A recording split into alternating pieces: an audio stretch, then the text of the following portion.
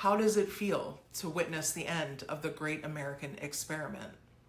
I hate this phrase, but I think it's accurate. I'm a history buff, not in the old white man smoking a cigar, sitting in a leather armchair inside a wood-paneled library with other old white men kind of way, because we all know they love history and thinking about the good old days, which were only ever good for white men. But in a way that I am actually interested in the historical happenings. Frequently fascinated, sometimes horrified, but always wanting to learn more. I find myself completely engulfed when learning how prior civilizations conducted themselves, the anthropology of it all, how entire cities functioned, how people lived in community with each other, and how everyone played their part. And of course, American history is no exception. At the time of the founding of this country, George Washington and others called America the Great Experiment because no prior society had functioned the way the founding fathers envisioned America functioning. Some forms of democratic rule have been attempted previously in Europe, but nothing like the concept spelled out in the Declaration of Independence had ever existed before. That leaders would be elected by popular vote and there would be no monarchy was a very new thing. That all men were created equal, meaning there was no class system, was a completely new concept. Of course, the obvious caveat here about the entire institution of slavery, the annihilation of indigenous population, it blows my mind, begs so many questions. Why did it take so long to outlaw slavery? Why did we do it in the first place? Why are we still committing crimes against Native Americans? When will the actual government of this country accept accountability and start to try to make things better for people?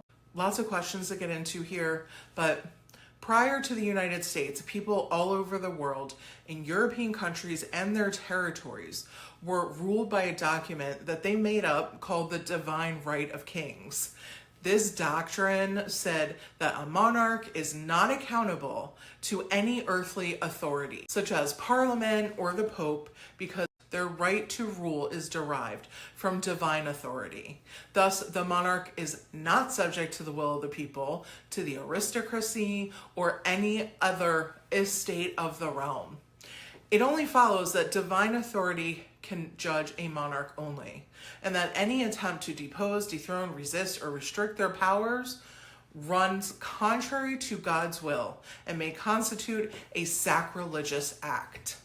Absolute monarchy was born from that. And today examples of those include Brunei, Eswatini, Saudi Arabia, Oman, and Vatican City.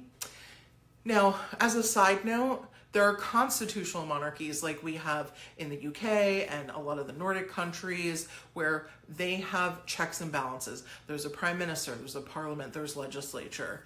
In 1848, when absolute monarchies were ruling Europe, there was revolution for over a year, the largest wave of revolution in European history to date.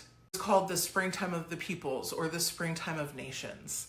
The revolutions were essentially democratic and liberal in nature, with the aim of removing the old monarchies and their structures and creating independent nations. So think about it, 1776, and these founding fathers put forth the Declaration of Independence, soon followed by the Constitution, and created a whole ass country with 13 colonies, and they called it the Great Experiment because they just had no idea how it was going to work out. But in their vision, there was no single person or small group of people who ruled the populace against their will. In their vision, there was always a popular vote, the will of the people being carried out by the leaders that they elected into office. So now that we no longer have that,